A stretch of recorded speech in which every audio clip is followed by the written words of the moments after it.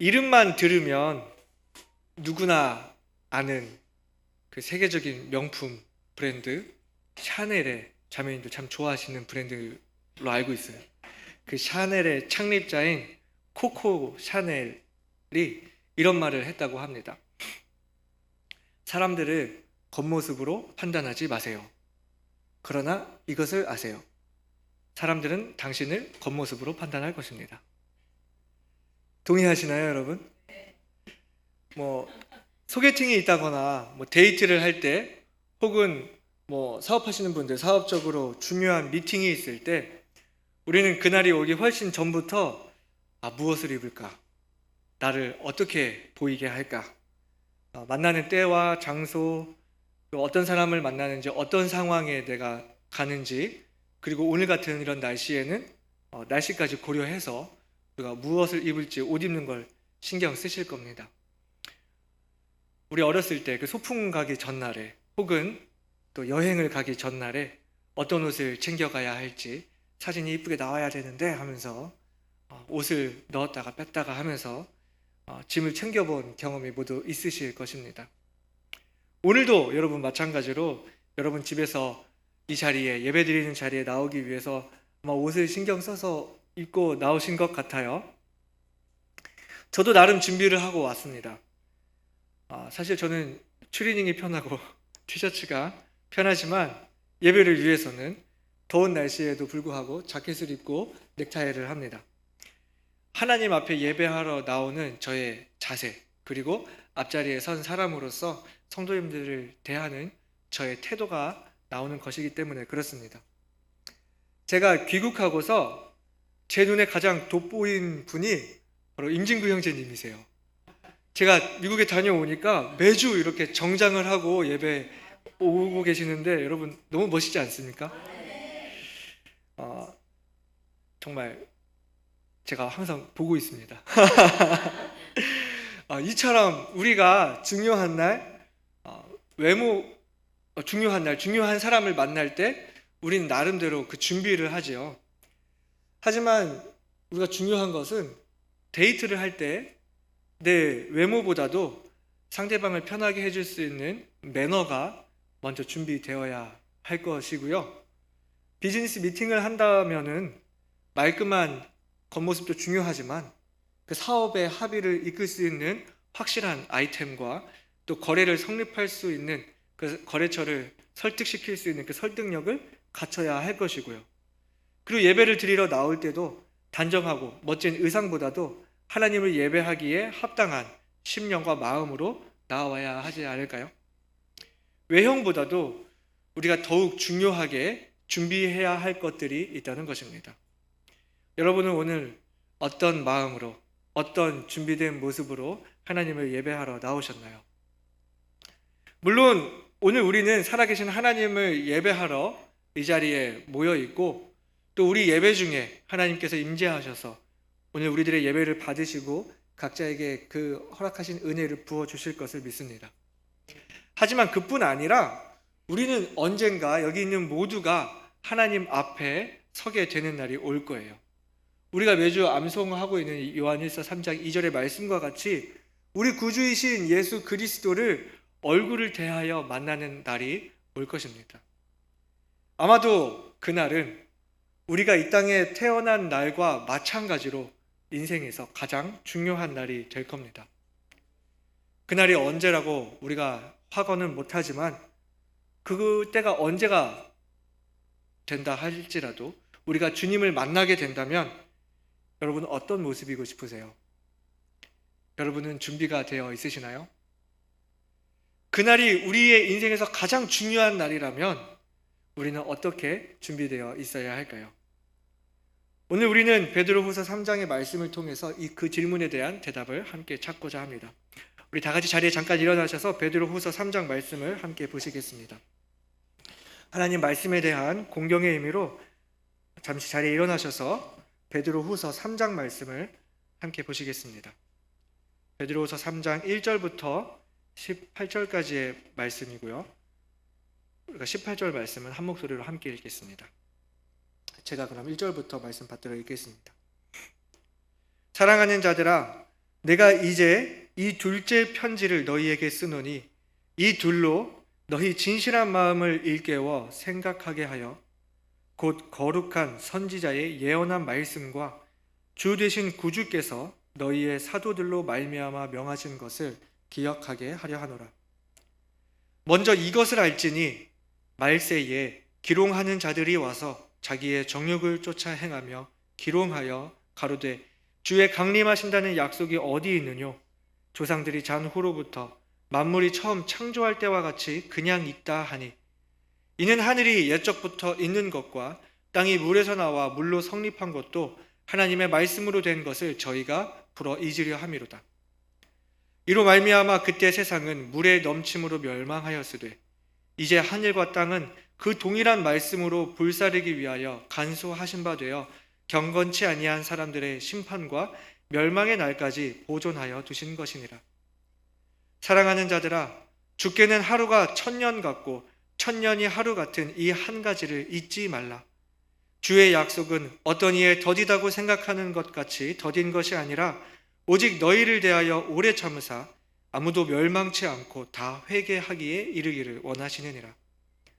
그러나 주의 날이 도적같이 오리니 그날에는 하늘이 큰 소리로 떠나가고 체질이 뜨거운 불에 풀어지고 땅과 그 중에 있는 모든 일이 드러나리로다. 이 모든 것이 이렇게 풀어지리니 너희가 어떠한 사람이 되어야 마땅하뇨? 거룩한 행실과 경건함으로 하나님의 날이 임하기를 바라보고 간절히 사모하라. 그날에 하늘이 불에 타서 풀어지고 체질이 뜨거운 불에 녹아지려니와 우리는 그의 약속대로 의에 거하는 바 새 하늘과 새 땅을 바라보도다. 그러므로 사랑하는 자들아, 너희가 이것을 바라보나니 주 앞에서 점도 없고 흠도 없이 평강 가운데서 나타나기를 힘쓰라. 또 우리 주의 오래 참으심이 구원이 될 줄로 여기라. 우리 사랑하는 형제 바울도 그 받은 지혜대로 너희에게 이같이 썼고 또 그 모든 편지에도 이런 일에 관하여 말하였으되 그 중에 알기 어려운 것이 덜어 있으니 무식한 자들과 굳세지 못한 자들이 다른 성경과 같이 그것도 억지로 풀다가 스스로 멸망에 이르느니라. 그러므로 사랑하는 자들아, 너희가 이것을 미리 알았은즉 무법한 자들의 미혹에 이끌려 너희 굳센 데서 떨어질까 삼가라. 함께 읽겠습니다. 오직 우리 주 곧 구주 예수 그리스도의 은혜와 저를 아는 지식에서 자라가라. 영광이 이제와 영원한 날까지 저에게 있을지어다. 아멘. 아버지 하나님, 오늘 종에게 허락하신 주님의 말씀을 축복하여 주시옵소서. 감사드리며 예수 그리스도 이름으로 기도드리옵나이다. 아멘. 자리에 앉으시겠습니다. 우리는 그리스도인의 바른 성장이라는 제목 아래 이 베드로 후서를 함께 살펴보면서 지식에 대한 이야기를 계속해 왔습니다. 여러분이 아시겠지만 저는 계속해서 이 설교의 제목을 예수 그리스도를 아는 지식, 그리스도인의 기본 지식, 즉 성경을 아는 지식, 그리고 지난주에는 거짓과 진리를 구별하는 지식이라는 제목으로 계속 지으면서 거듭난 그리스도인의 성장을 위해서 알아야 할 것들이 무엇인지, 우리가 어떤 지식을 가져야 하는지 계속 이야기를 했습니다.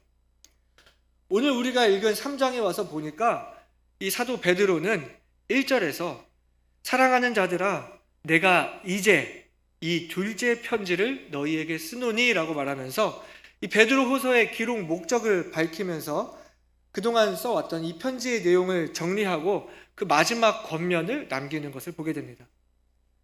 그래서 1절부터 9절까지 그 전반부에는 지금까지 이야기해왔던 내용들의 정리가 되는 것인데요. 곧 그 거듭난 그리스도인이 가져야 할 새로운 지식에 대해서 다시 한번 강조하는 것을 볼 수 있습니다. 2절을 보시게 되면 그 2절의 마지막에 기억하게 하려 하노라 이렇게 이야기를 하고 있고, 또 3절을 보시게 되면 먼저 이것을 알지니 라고 말하고 있고요. 또 8절에 가서 그 8절 마지막을 보니까 잊지 말라 라고 말하면서 계속해서 알아야 한다, 잊지 말아야 한다, 기억해야 한다 이렇게 말하면서 알 것에 대해서 어떤 지식에 대한 강조를 하고 있는 것을 볼 수 있는데요. 2절을 보시게 되면 곧 거룩한 선지자의 예언한 말씀과 주 되신 구주께서 너희의 사도들로 말미암아 명하신 것을 기억하게 하려 하노라라고 말씀했습니다. 여기 거룩한 선지자의 예언한 말씀, 곧 구약을 말하는 것이고요. 또 주 되신 구주께서 너희의 사도들로 말미암아 명하신 것, 바로 신약 성경을 말씀하고 있는 것이죠. 즉 하나님의 말씀인 성경을 알아야 한다는 것이 다시 한번 이 말씀에서 강조되고 있고요. 또 3절에서 7절까지 보시게 되면 기롱하는 자들, 우리가 지난주에 함께 나눴던 말씀이죠. 거짓 선지자들이 나타나서 주의 강림하신다는 그 약속이 어디 있느냐, 세상이 창조될 때나 지금이나 변한 게 없다, 그저 있다라고 주장을 하면서 하나님이 하신 그 약속을 부인하게 되고 성경의 말씀을 반박하고 있다는 사실을 말하면서 우리가 진리와 거짓에 대해, 오류에 대해 구별할 줄 알아야 한다는 것이 이 말씀을 통해 다시 한번 강조되고 있습니다. 그리고 8절과 9절을 이어서 보시게 되면 그 기롱하는 자들의 주장에 대한 반박으로 왜 그리스도의 강림이 늦어지고 있는지를 설명하면서 그 심판을 유보하시는, 모든 사람이 돌아오기를 바라는 그 하나님의 마음, 그리고 하나님의 속성에 대해서 말하면서 그것을 잊지 말라고, 하나님의 속성을 알 것을, 하나님을 알 것을 다시 한번 강조가 되는 것을 볼 수 있습니다. 그런데 보세요 여러분, 3절에서 말하는 것처럼 3절에서 말하는 이 말세가 언제입니까? 본문에서 말한 것처럼 기롱하는 자들이 와서 예수 그리스도가 아직까지도 강림하고 있지 않다고 말하면서 하나님의 약속과 말씀을 반박했는데 그것이 2000년도 더 지난 오늘날까지도 지속되고 있지 않습니까? 베드로 사도는 말하기를 하나님이 심판을 늦추시고 참고 계시다고 그렇게 이야기를 했는데 하나님의 그 인내하심이 오늘 지금까지도 이어지고 있지 않습니까? 또한 우리가 살고 있는 이 오늘 현재에도 기롱하는 자들이 무수히 나오고 있는 것을 우리가 볼 수 있습니다. 성경이 비과학적이라면서, 앞뒤가 안 맞는다면서, 성경 안에 오류가 있다면서 여러 가지 이유를 대며 근거를 대며 성경을 반박하려는, 성경을 진리가 아닌 사람의 이야기로 만들려고 하는 사람들이 계속해서 나타나고 있는 것입니다. 여러분이 주일 오후에 그 성경의 시대에 대해서 공부하셨기 때문에 아시겠지만 베드로 후서가 기록되고 있는 이 당시부터 예수님이 오시는 그날까지 우리가 살고 있는 이 시대를 포함해서 교회의 시대로서 그때서부터 지금까지도 말세가 이어지고 있습니다. 즉 베드로 후서를 받아서 읽고 있는 그때 당시의 성도들이나 오늘 우리들에게 이르기까지 동일하게 이 지식, 하나님의 말씀에 대해서 잘 알고 또 진리와 거짓에 대해서 구별할 줄 알고 예수 그리스도의 마음에 대해서 지식과 경험을 통해 아는 이 새로운 영적인 지식이 필요하다는 것입니다. 아니 어쩌면 하나님의 심판이 조금은 더 가까워져 있는 바로 우리들, 하나님의 심판이 더욱 긴박해져 있는 우리들에게 어쩌면 더더욱 이러한 지식이 필요하지 않을까요? 그렇다면 이러한 지식이 강조되는 이유가 무엇입니까?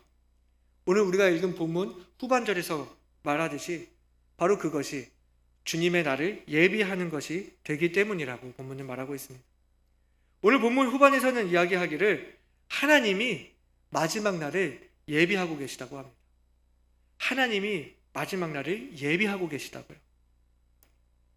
성경은 분명히 말하기를 모든 사람이 주님 앞에 서게 될 날이 올 것이라고 이야기합니다. 여기서 말하는 그 모든 사람은 의인과 악인 모두를 이야기하는 것입니다. 모든 사람이 하나님 앞에 서게 되는 날이 있을 거라고 이야기합니다. 그러면서 본문 말하기를 먼저 악인을 위해서는 심판이 예비되어 있다고 이야기합니다. 본문 6절과 7절에는 물로 온 세상을 심판하셨던 하나님이 그 같은 세상을 심판할 불을 예비하고 계시다고 말씀합니다. 그 7절에 보존하여 두셨다는 그 말은 예약되어 있다라는 그 말입니다. 그들의 것으로, 그들이 받을 불의 심판으로 그들에게 정해져 있다는 것입니다. 하나님이 능력이 부족해서 오늘날까지 악인을 심판하지 못하시는 것이 아니라 이미 그들을 위해 준비되어 있는, 예비되어져 있는, 예약이 되어져 있는 그 불의 심판을 참고 기다리고 계시다는 겁니다. 본문에 의하면 그날은 마치 도둑이 오듯이 예고 없이 찾아올 것이며 모든 것이, 이 땅에 있는 모든 것이 불에 타서 녹는다고, 그 하늘마저 불에 타서 풀어진다고 했습니다.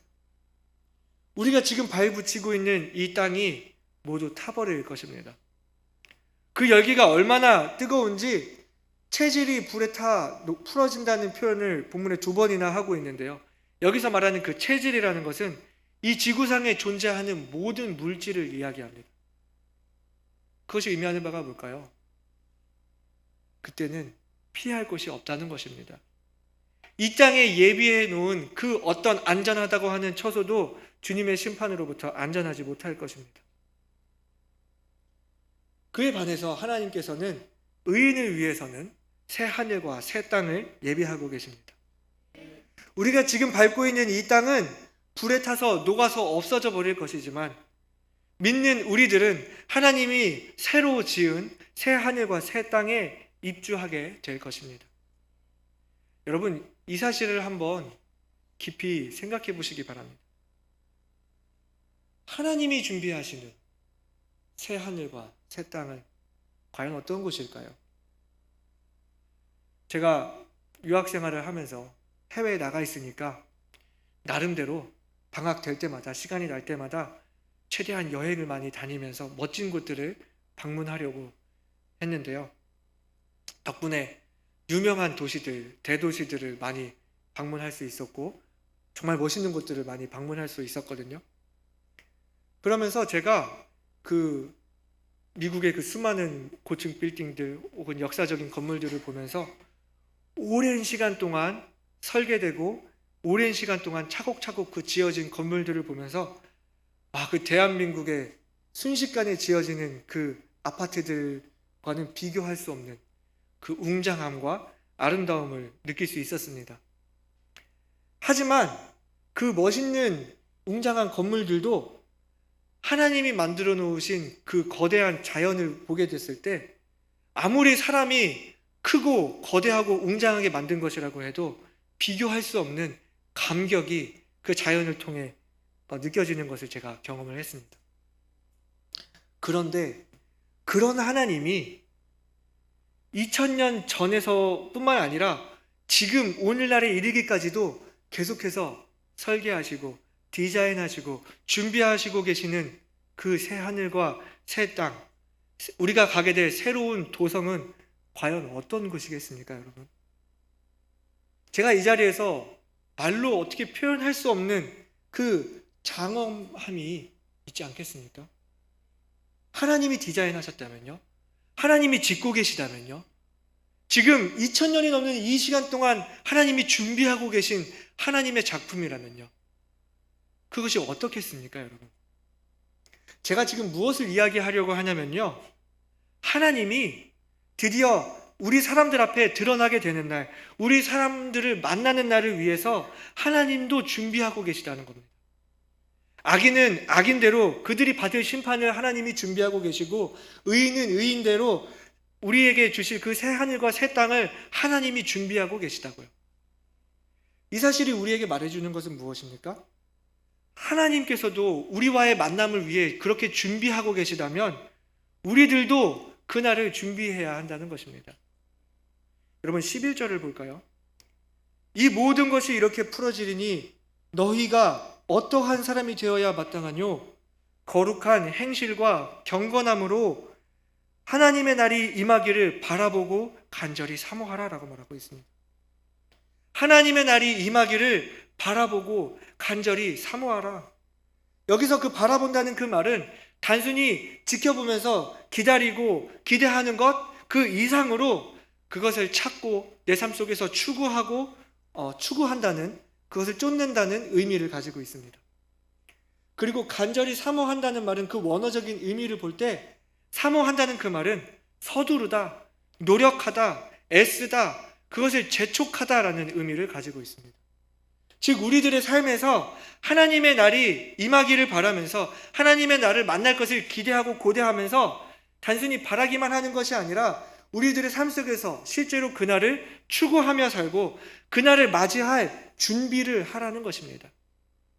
이 땅에 살고 있는 우리들의 자세가 하루하루 그저 시간 흐르는 대로 세상 사람들과 사는 것과 똑같이 그저 흘러가는 대로 되는 대로 세상 사람들이 추구하는 것 똑같이 추구하면서 사는 것이 아니라 예수님을 만나게 되는 날 나의 모습이 과연 어떠한 모습일 것인가를 그리면서 내가 그리는 그러한 모습의 사람이 되도록 날마다 거기에 맞춰서 변화되는 삶을 살아야 한다는 것입니다. 그러면 우리는 어떻게 그날을 준비할 수 있을까요? 14절에는 말씀하기를 그러므로 사랑하는 자들아 너희가 이것을 바라보나니 주 앞에서 점도 없고 흠도 없이 평강 가운데서 나타나기를 힘쓰라고 말했습니다. 주님 오시는 그날까지 자신을 깨끗하게 하며 주님을 떳떳하게 만날 수 있게 하라는 의미입니다. 목사님께서 한 달 동안 부재 중이신 동안 저는 제 나름대로 강단을 맡은 자로서 최선을 다하고 부족함이나 실수가 없도록 예배를 매끄럽게 잘 인도하려고 하는 마음이 있습니다. 여러분이 동의하시든 동의하지 않든 저는 그런 부담을 가지고 노력을 하고 있습니다. 아마 재정을 맡으신 집사님도 또 찬양 인도를 맡으신 형제님도 또 식사 당번을 맡고 계시는 자매님들 또 반주로 섬겨주시는 자매님들도 저와 비슷한 저와 같은 마음이 있으실 거라고 생각됩니다. 목사님 사모님 안 계시는 동안 교회에 어떤 삐걱대는 것 없이 잘 맡아야겠다, 내가 맡은 바를 잘 책임을 져야겠다, 이런 마음들 여러분 모두 있으실 것 같아요. 물론 지금 이 시간에 목사님께서 아마 유튜브를 통해서 라이브로 보고 계시고 다 알고 계시겠지만 아마 여기 계시는 모든 성도님들이 같은 마음으로 목사님과 사모님이 안심하시고 교회에 대해서 걱정하시는 일 없이 다녀오실 수 있도록 또 돌아오실 때 편한 마음으로 돌아오시게 하고자 하는 마음이 여러분들에게 있지 않습니까? 아마 동시에 또 목사님도 마찬가지로 아마 우리들에게 그 여행 중에 생겼던 귀한 간증과 더욱더 복된 말씀으로 우리들과 나누시려고 준비하시겠죠.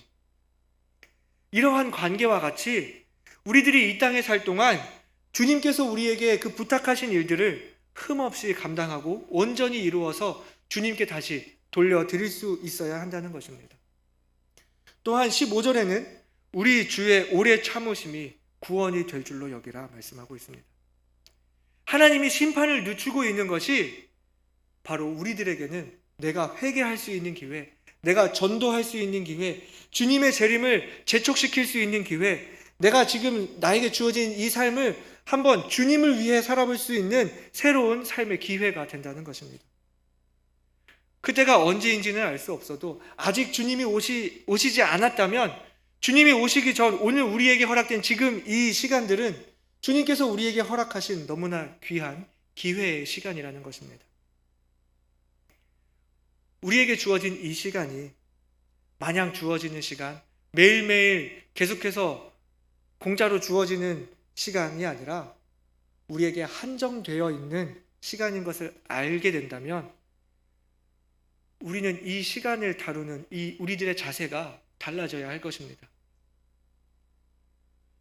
제가 유학생활을 하면서 전 정말 당당하게 떳떳하게 이야기할 수 있는 부분이 하나 있는데 저는 정말 열심히 살았다라고 말할 수 있습니다. 아침 7시에 신학교 강의가 시작되거든요. 아침 7시부터 1교시가 시작되면 12시 반까지 이제 수업이 진행되고 수업이 끝나자마자 바쁘게 이제 점심 식사를 하고서 아르바이트를 하러 갔습니다. 그래서 저녁에 아르바이트를 마치고 돌아오면 이제 남아있는 과제와 공부들을 하고 하루를 마무리했습니다. 그러면서 제가 겪게 되는 그 모든 일들에 대해서 물론 좋은 일도 있었고 나쁜 일도 있었고 뭐 힘든 일도 있었고 답답한 일, 또 그 어린 친구들 속에서 몇 번씩 이렇게 성질이 올라오는 그런 여러 가지 일들, 많은 일들이 있었지만 저는 그 모든 일들에 대해서 이게 다 내가 배우는 거다라고 생각하고 다 새로운 경험이니까요. 새로 경험하는 거다, 내가 배우는 거다, 내가 겪는 거다, 다 나에게 피가 되고 살이 될 거다라고 그렇게 생각하고 제게 주어져 있는 그 2년 반이라는 그 시간이 정해져 있는 시간이기 때문에 더 주어질 시간이 아니라는 것을 저에게 알기 때문에 그것이 저에게 기회라고 생각하고 허투루 보내지 않으려고 정말 노력을 했더랬습니다. 왜 그랬을까요? 제가 왜 그렇게 열심히 했을까요? 제게 허락된 그 시간이 무한정 주어지는 시간이 아니라는 것을 알았기 때문입니다. 제가 다시 돌아와야 하는 날이 있다는 것을 제가 알고 있었기 때문이에요. 그런데 그것은 오늘도 마찬가지입니다. 우리 모두에게 마찬가지예요. 주님 말씀하시기를 보라 지금은 은혜 받을 만한 때요 보라 지금은 구원의 날이로다 말씀하셨는데요. 우리에게 주어진 이 오늘 하루가 그냥 지나가고 그냥 소비해버리는 하루가 아니라 우리에게 주어진, 여러분에게 주어진 기회라는 것을 여러분 잊지 마시길 바랍니다. 오늘 이 하루가 내가 주님을 위해 살 수 있는 기회, 믿지 않는 나의 가족들과 친구들을 주님께 인도할 수 있는 기회, 나의 하늘 창고에 보물을 쌓을 수 있는 기회, 내가 영적으로 더더욱 성장할 수 있는 기회임을 알고 그 기회를 붙잡으시길 바랍니다. 우리는 어떻게 그 주님 만날 날을 준비할 수 있을까요? 16절과 17절 말씀은 다시 한번 그 거짓 선지자들의 미혹에 넘어가지 않도록 주의할 것을 당부하고 있고요. 그리고 18절에는 마지막 결론으로 오직 우리 주 곧 구주 예수 그리스도의 은혜와 저를 아는 지식에서 자라가라고, 성장하라고 우리에게 권면하고 있습니다. 우리가 자랄 필요가 있다는 거예요. 하나님께서 이 세상을 심판하실 날, 우리가 주님을 만나게 되는 날이 어차피 정해져 있다, 어차피 그날은 오게 돼 있다고 해서 어차피 일어날 일이니까 라고 손 놓고 있을 것이 아니라 그날을 바라보고 사모하라, 그날을 준비하라, 그날까지 계속 성장하라는 말씀을 우리에게 하고 있는 것입니다.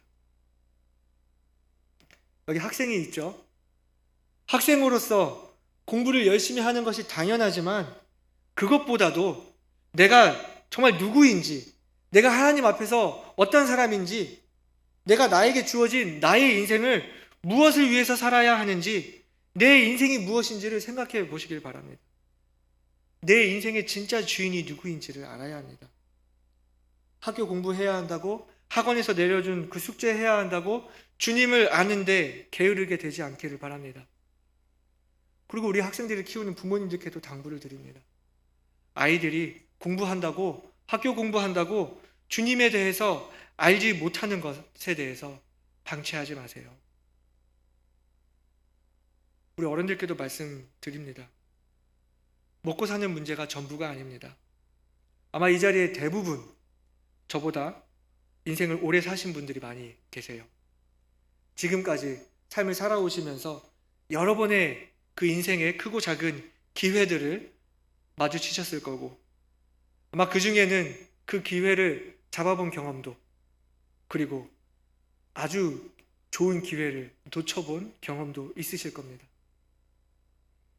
그러면서 기회가 흔치 않다는 것, 기회가 왔을 때 붙잡아야 한다는 것들을 여러분은 인생을 통해서 잘 알고 계실 거라고 믿습니다.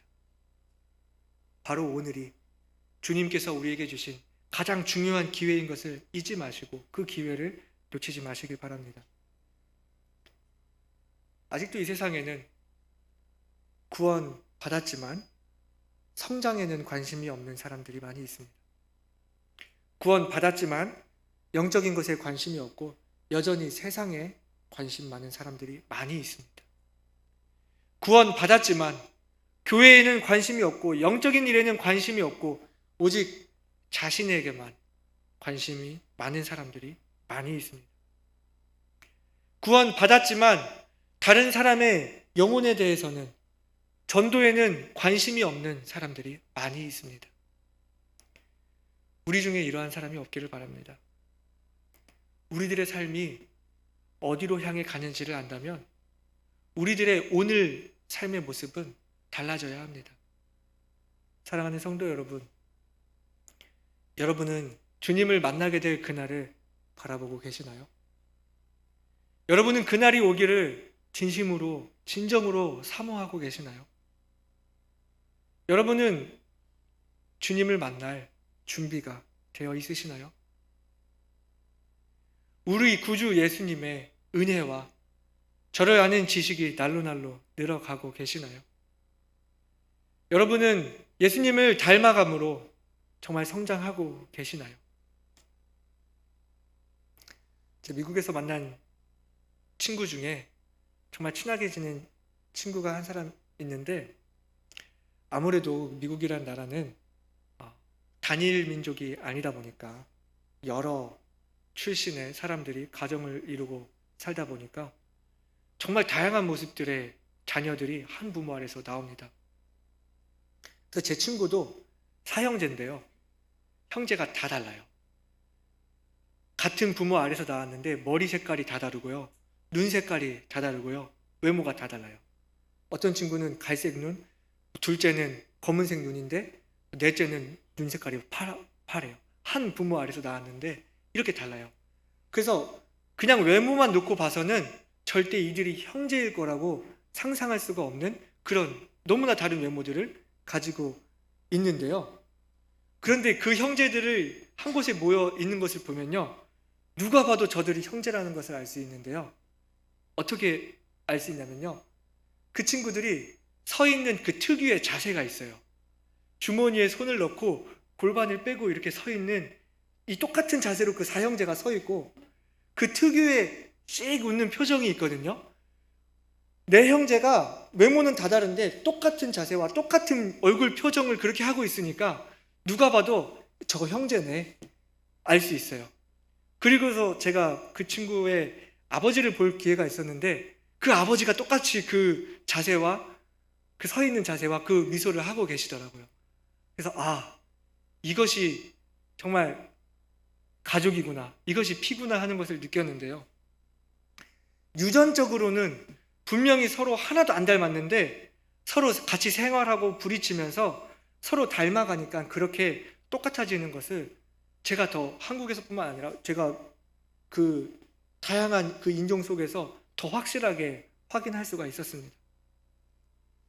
우리가 예배를 통해서 주님을 예배하고 강단에서 전해지는 말씀들을 통해서 말씀을 깨닫고 개인 경건의 시간을 통해서 주님과 교제하고 말씀을 더욱 알아가고 실천하는 과정에서 우리는 주님을 더욱 알아가고 주님의 성품을 닮아가면서 우리들의 겉모습은 다 각자 다르지만, 우리들의 출신들은 각자 다 다르지만, 우리들의 그 삶 속에서 드러나는 우리들의 그 모습 속에서 우리는 자연스럽게 예수님을 닮은 모습으로 성장해 갈 수 있습니다. 베드로 후서에서 결국 말하는 것은 무엇입니까? 예수님을 부인하고 성경을 부인하며 교회를 위험에 빠뜨리는 그 거짓 선지자들로부터 교회 성도들을 보호하기 위하여 예수님의 재림에 대한 그 소망과 하나님의 심판이 있다는 것을 확신하는 가운데 예수 그리스도의 은혜와 저를 아는 지식에서 자랄 것, 곧 말씀을 배우고 말씀을 실천하고 말씀 안에 거함으로 주님을 닮아가며 성장함으로 주님을 다시 만날 그날을 준비하는 것이 성도들을 향한 하나님의 부르심이라는 것입니다. 사랑하는 성도 여러분, 여러분의 삶의 목표는 무엇입니까? 여러분은 어떠한 모습이 되기를 그리며 이 땅을 살고 계십니까? 바라기는 그것이 우리 구주이신 예수님을 만나는 날 나의 모습이 어떠할 것인가에 대해서 그곳에 여러분의 삶의 목표가 있기를 바랍니다. 지금 나의 삶이 하나님의 은혜 가운데 주어진 기회라는 것을 잊지 않고 빠르지 않더라도 바르게 성장하는 저와 여러분이 되시길 바랍니다. 함께 기도하시겠습니다.